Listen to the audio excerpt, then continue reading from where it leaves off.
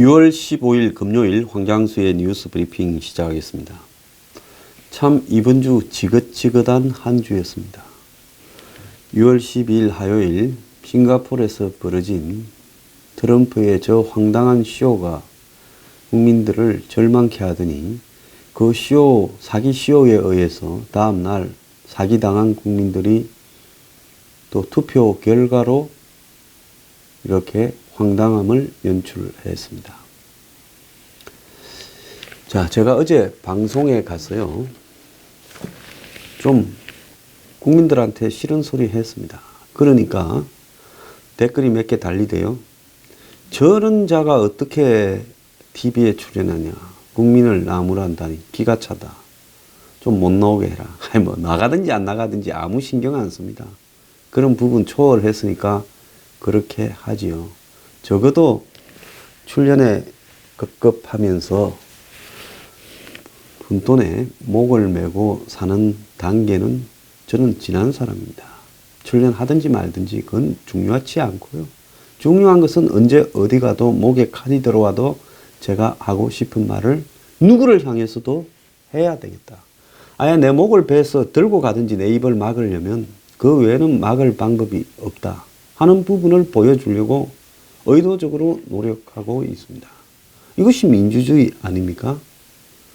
정말로 최고 권력자의 잘못도 비판하고 다른 의견도 제시하고 그것이 어디에 언제든 자유롭게 허용될 수 있는 것이 민주주의지, 그야말로 밥줄 때문에 잡혀갈까 겁이 나서 하고 싶은 말도 못한다면, 의견 개진도 못한다면, 허위사실을 말하면 안 되겠지만 그건 민주주의가 아니라고 생각합니다.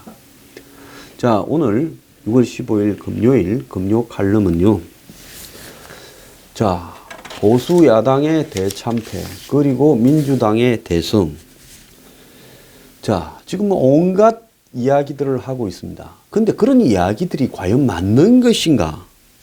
그리고 민심은 천심이다. 민심이 진짜 천심인가? 무조건 옳은가? 그 이야기 좀 하겠습니다. 제가 어제 방송에서 그랬어요. 아마 대한민국 방송에서 민심을 비판하는 사람 저밖에 없을 겁니다. 제가 그랬습니다. 아니 3년 전 2015년까지 민주당은 2012년 대선에 지고 3년 이상을 20%도 안 되는 지지율로 빌빌 쌌다. 그때 한국당은 40%가 넘었다. 그런데 그게 불과 3년 전인데 지금 한국당은 이번에 완전히 망해버렸고 민주당은 대승을 했다. 자, 민심은 갈대처럼 한쪽으로 급속히 쏠리는 속성을 가지고 있고 공정하게 이렇게 판단을 내리지도 않는다. 자, 그리고 또 변덕이 심해서 급변해서 또 한쪽을 죽이기도 한다. 그래서 앞으로 3년 뒤에는 또 무슨 일이 벌어질지 모르기 때문에 이긴 자가 오만할 이유도 없고 잘해서 이긴 것도 아니다라고 이야기를 했습니다. 자, 신문들, TV들 보면 말하기 쉽지요.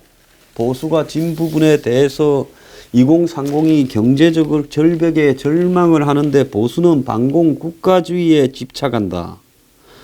그럼 올드보이들의 구태다. 그 다음에 구태 보수를 갖다가 부산, 강남, 심지어 대구에서도 보수의 심장에서도 심판을 했다. 한국당 너무 못해서 강남에서도 찍기 싫었다. 시대에 뒤떨어진 보수가 국민에게 쫓겨났다. 자, 보수라는 사람이 갈수록 줄고 진보가 독점해온 보편적 가치로 외연을 넓혀야 된다. 좋은 환경에서 사회를 바라보던 보수가 변화하는 데는 시간이 걸릴 거다. 온갖 이야기들을 다 하고 있습니다. 사실 역사나 가치는 이긴 자, 승자의 독점물이. 2차 대전에 연합군이 이기니까 2차 대전에 독일의 모든 것은 잘못된 겁니다.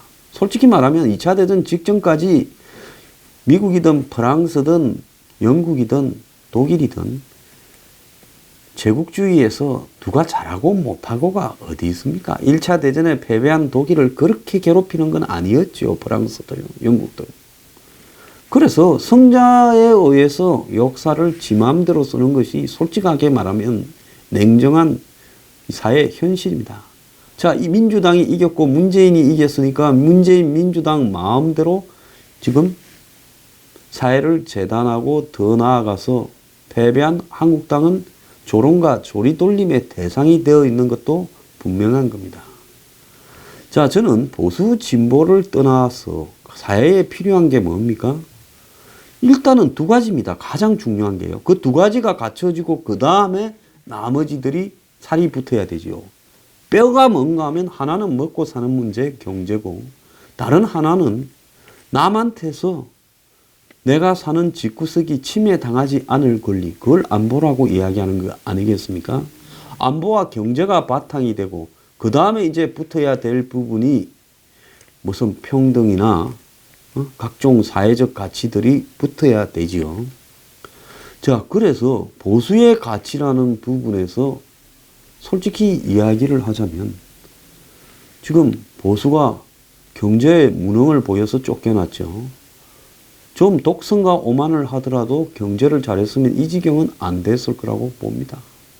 경제가 조금만 나았으면 촛불 시위도 저 정도로까지 가지도 않았을 거라고 봅니다. 자, 그리고 안보 문제를 보수가 전유물인데도 불구하고 그렇게 깔끔하게 잘 처리해 왔다고도 보지 않습니다. 자, 그렇지만은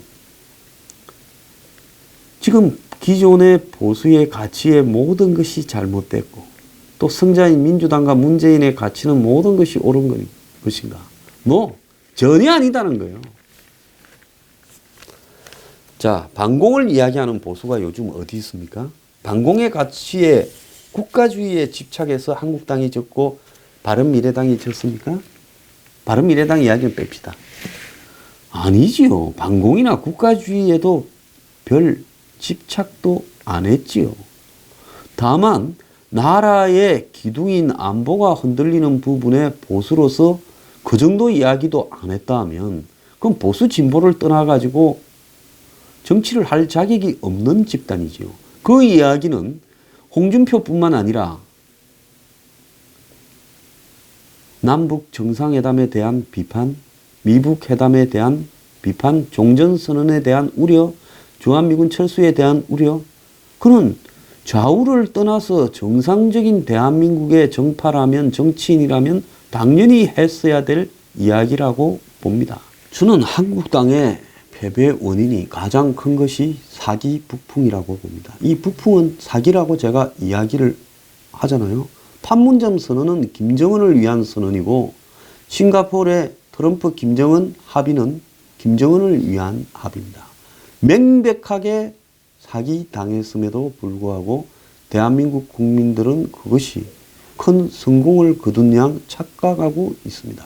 심지어 보수 일각에서조차 그것이 이면 합의가 있다라든지 무슨 유해 발굴에 숨어있는 의도가 있다라든지 이제 황당함을 거지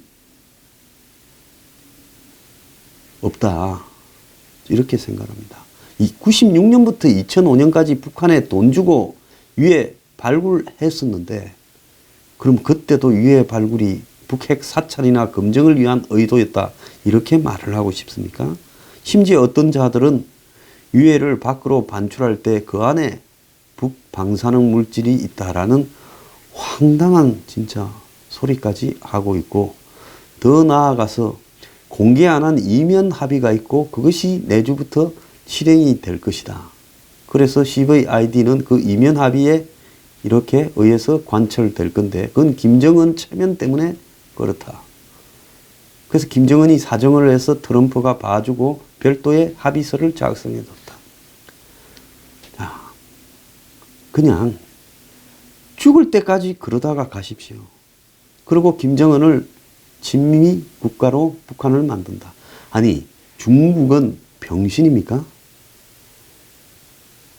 지금 김정은이 시진핑이 비행기 타고 갔는데 시진핑이한테 보고받고 지시 다 받고 갔는데 이번 합의를 통해서 친미 국가로 가면 중국이 북한을 그냥 두겠습니까? 트럼프는 중국의 영역이라는 북한의 미군을 주둔시키고 북한을 친미국가로 만들 능력이 된다고 보십니까?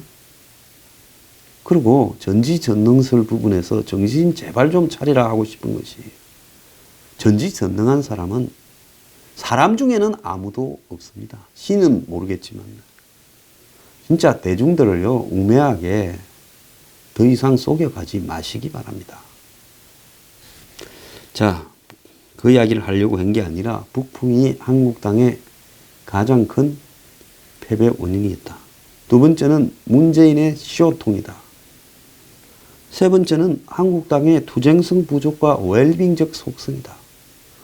저는 한국당이 안 되는 이유가요, 김성태가 단식을 하면 그 주변에 적어도 수십 명은 같이 해야 되고, 홍준표가 종전선언을 반대한다면 홍준표 앞에 미북 회담 똑바로 하라고 광화문 앞에 텐트 치고 머리 밀고 같이 싸웁시다라고 하는 의원들이 열댓 명은 있어야 되고, 그 다음에 문재인 정권의 드루킹 문제나 각종 의혹들을 끝까지 물고 늘어지고 이렇게 하는 투쟁성을 가진, 왜 국회의원을 하고 있는가, 야당 국회의원의 역할은 이 시점에서 무엇인가를 고민하는 사람이 없었다는 겁니다.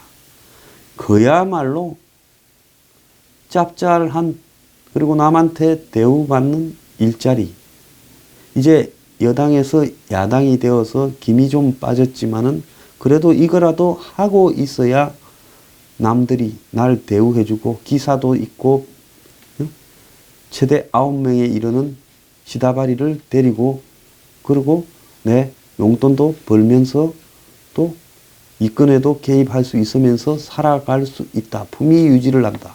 이것 때문에 국회의원 하는 사람들이 대부분이다, 한국당에.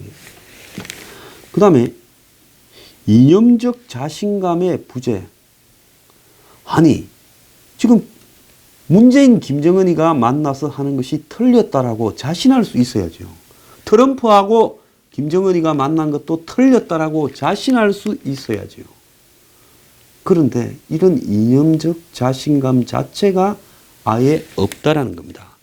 그러다 보니까 이제 어떤 이야기까지 나오는가 하면, 김용태 의원, 혁신위원장을 맡았던 김용태 의원은 시대적 흐름과 국민적 바람을 알지 못했다. 기존 노선을 과감하게 바꾸자. 자, 그러면 한국당이 시대적 흐름이, 예를 들어서 민주당이 맞다 하면 기존 노선을 과감하게 바꿔갖고 민주당하고 똑같은 노선을 가려고 합니까? 민주당 이중대 하고 싶어요?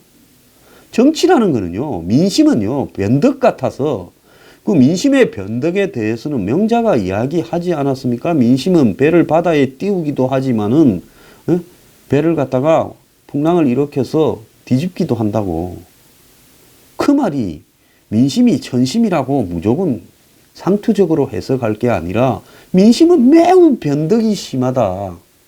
그 민심을 따라가는 부분이 쉽지 않다는 걸 경고하는 부분입니다. 그러면 변덕이 심한 민심이 바뀔 때마다 정치하는 사람들이 당은 당규나 정강을 다 고쳐서 이념을, 간판을 그때그때 바꾸면서 간판 장사하듯이 이번에 새 간판 달아, 민심이 바뀌었다. 내일은 또 새 간판 달아, 민심이 오늘은 이쪽으로 오네. 그렇게 파도가 밀려가고 올 때마다 정당이 그 길을 따라갈 겁니까? 솔직하게 말하면 김용태 의원 정치하지 마세요. 이런 식으로 세상을 바라본다는 거예요. 민심이 거꾸로 가도요, 딱 버티고 지켜야 되는 겁니다. 예? 자, 그 다음에 수구 기득권 속성이 있다. 이걸 맞다고 봅니다. 솔직하게 한국당 의원들의 상당수가 상류계급 출신이고 비례대표의 상당수도 기득권 출신, 재벌 출신으로 이렇게 정해졌습니다. 재벌 출신이라니, 재벌이 영향을 미쳐서 정해진 게 맞아요. 자, 그러기 때문에 한국당이 한마디로 아까 앞에 이야기한 웰빙이나 투쟁성 부족하고도 연결되고, 중산층 이하의 서민이 대한민국의 한 85%는 될 건데 그 사람들의 관점과 맞추지 못하고 동떨어져 있다라는 것은 그건 맞아요. 그래서 가끔씩 한국당이 하는 소리들 보면 저도 황당할 때가 많다라는 겁니다. 그 보수적 가치는 무조건 가진 자 상류층의 편을 드는 것이 아니라는 거죠. 정말로 보수적 가치는 문 정권이 뭡니까? 국민연금을 동원해서 재벌들을 마음대로 조지겠다, 손안에서 주무르겠다라고 이야기할 때 그건 아니다라는 게 보수적 가치고, 재벌 총수 중에서 잘못했을 때는 과감하게 법에 따라 처벌을 하라고 할 수 있는 게 보수적 가치예요. 그러지 않습니까? 원칙에 따라서 가야지. 정권이 마치 재벌들을 손에 주무르고 정치적으로 동원하고자 하는데 이용하도록 해서는 안 된다는 겁니다. 근데 그런 걸 제대로 했습니까? 자, 박통 탄핵된 지가 언젠데 이제 이거 뛰어넘어야 될 거 아닙니까? 언제까지 이 문제를 가지고 네가 잘났니 못났니 찬성했니 반대했니? 찬성한 사람도 애국적 입장에서 했고요. 반대한 사람도 그럴 수 있어요. 저는 반대했던 사람들 욕을 안 합니다. 저보고 그것 때문에 아직까지도 욕들을 엄청 하고 있는데, 자, 한국당도 이 문제를 극복하지 않고, 그리고 이 문제에 대해서요, 사흘 밤낮을 정리해서라도 합의된 문건으로 이 문제를 어떻게 바라본다고 정리해야 돼요. 지금 박통이 석방되어서 나온다고 해서 다시 정치할 겁니까? 그 사람이 억울한 게 있다면 그거는 그 사람의 억울함을 갖다가 믿는 사람들이 해결하면 되는 겁니다. 한국당은 그거하고는 이제는 별개로 앞으로 가야지요. 그러지 않습니까? 어떤 정당의 목적이 특정인을 석방시키고 특정인의 누명을 벗어주는 게 정당의 목적이 아니라 오히려 문정권과 싸워서 문정권이 붕괴되거나 국민에게 버림을 받았을 때 문정권이 박정권이나 이명박 정권에 했던 행태를 규명하는 것이, 그것이 박근혜, 이명박 전 대통령들을 도와주는 부분이 되겠죠. 그러지 않습니까? 개인에 대한 집착이 아니라 역사적으로 정리를 할 수 있어야 된다는 겁니다. 저보고 뭐라 하는 사람도 역사적으로 정리됐을 때 제가 말을 하겠습니다. 자, 그리고 이 작은 보수의 일부는 바른미래당에 들어있고 일부는 애국당을 하고 있고 장애 보수는 또 뭐라 하고, 이렇게 4분 5열되어 있는데 이것은 박근혜 전 대통령에 대한 정리와 연결되어 있다는 겁니다. 그리고 마지막으로는 인물난이다. 뭐 툭 하면 전직 총리 누구 이야기하는데요. 아니, 자기들이 대통령을 하면서 대통령이 탄핵되게 한 사람들이 앞으로 보수의 어떤 역할을 맡아서 되겠어요? 그뿐만 아니라 지금 무슨 앞으로 자기 주자로 거론되는 사람들 중에 정말로 청렴결백하고 정말로 과거에 전직 보수 대통령 밑에 줄 서서 빠돌이 역할을 하지 않고 정말로 서민들을 위해서, 중산층을 위해서 노력하고, 그리고 공정한 이 권한을 행사하기 위해서 노력해온 사람이 몇 대입니까? 거의 없어요. 그래도 거기에 가까운 사람은 있다고 봅니다. 그런데 그런 사람들이 한국당 안에서 대선 후보가 될 수 없다라는 것이 한국당의 비극이라는 거예요. 자, 이런 부분들을 극복해 가야 되겠지요. 자, 그런데 이번에 대성을 한 민주당 이야기를 좀 해봅시다. 이 방송을 듣는 분들, 특히 여권 지지자들도 많을 거라고 보는데 그 여권 지지자들한테 제가 물어보겠습니다. 민주당이 잘해서 승리했는가? 오늘 좌파 매체 중에서 프레시안이라는 매체가 민주당 압승 정말 국민의 승리일까라는 이 보도를 했습니다. 저는 이렇게 비판할 수 있는 부분에 그 좌파의 한마디로 이게 동력이라고도 봅니다. 자, 촛불 독점과 협치의 실종, 민생고가 심해질 수도라고 이야기를 하고 있습니다. 자, 민주당이 대승을 했습니다. 지난 대선도 민주당의 승리였지만은 압승은 아니었다는 거고, 그리고 여소야대도 유지되고 있었다는 겁니다. 자, 그래서 이 문재인은 쪽은 박근혜 탄핵에 동참한 세력들의 합산된 힘, 즉 문재인, 안철수, 유승민, 심상정 등 75% 연합으로 한국당을 이렇게 고립시키려고 했는데, 그래서 그것이 협친이 촛불연정이니 하는 이야기가 나왔지만은 문재인은 집권 이후 촛불정부를 선언했지만 촛불연정이나 협치에 적극적이지 않았고 촛불을 오히려 독점을 했다. 이렇게 이야기했습니다. 물론 이건 좌파 매체가 쓴 거니까 자신들이 촛불을 우상시하고 있다는 것은 감안하고 듣기 바랍니다. 그래서 민주당이 20년 집권론을 내놨고 4번, 5번 집권해서 장기적으로 거대한 여당과 작은 야당 하나가 있는 1.5당 체제로 가야 된다. 이런 구상까지 건방지게 해왔습니다. 그래서 적폐청산을 쉴 새 없이 했고 이명박 박근혜 전 9년을 거의 국정 파탄이라고 규정짓고 그 덕에 1년 넘게 고공 문재인 지지율을 하고 있다는 겁니다.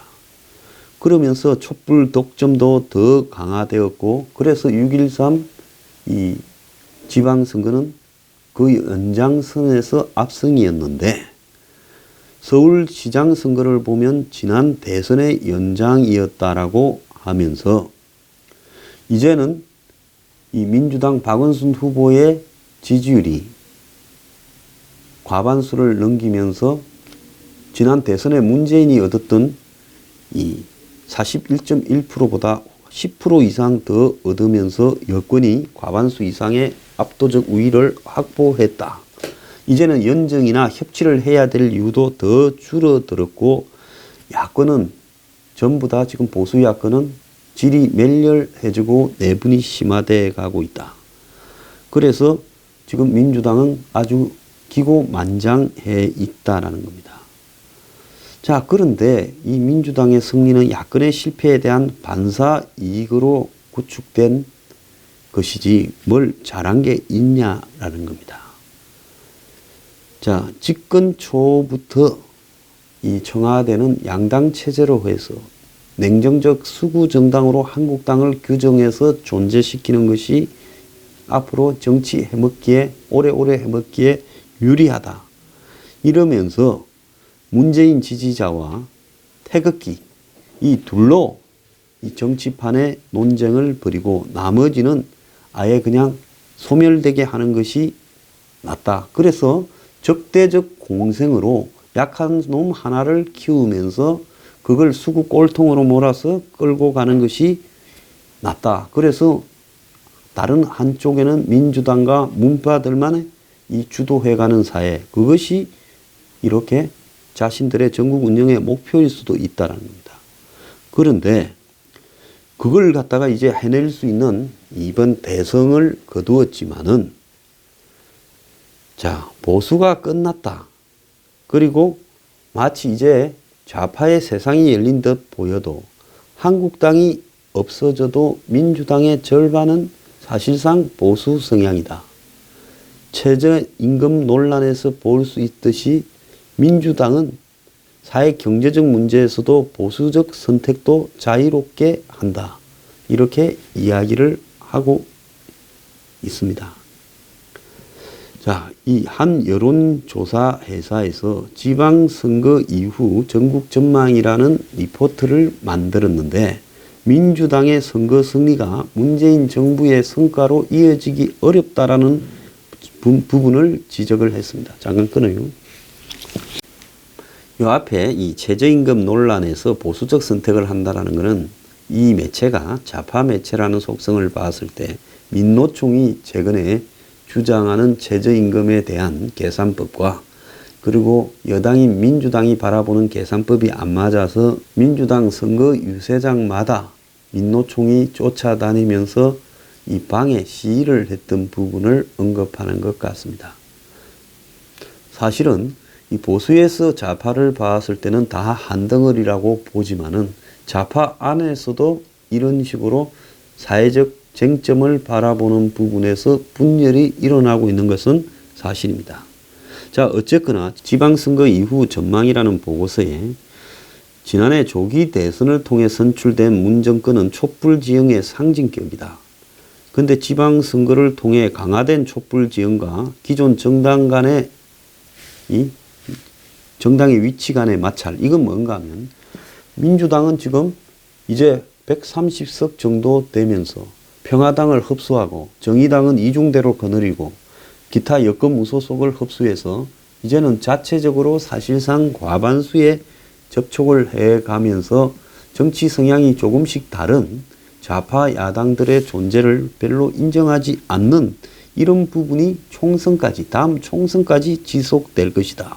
그렇지만은 지방선거에 대성하고 형식적인 민주당의 의석 구조는 자기 주변에 있는 야당들을 자기를 지지하도록 이렇게 강제하고 만들어야 되는데 그 부분에서 충돌이 발생할 수밖에 없을 것이다. 이렇게 이야기를 합니다. 자, 평화당이나 정의당 이런 부분들을 합당하지 않고 그대로 이렇게 존중하면서 과반수를 끌고 가는 부분도 그것이 강압적이냐, 안 그러면 그들의 의견들을 존중해 주면서 가느냐, 그것도 쉽지 않을 거라고 이야기를 하고 있습니다. 문재인 지지율이 아무리 높더라도 야당의 협조는 별개인데 지방선거가 끝난 직후 야당의 협조를 이렇게 끌어내기 위해서 진정으로 노력을 할 것이냐, 별로 그러지 않을 거라고 보고 그냥 따라오라는 식으로 밀어붙일 거라는 거죠.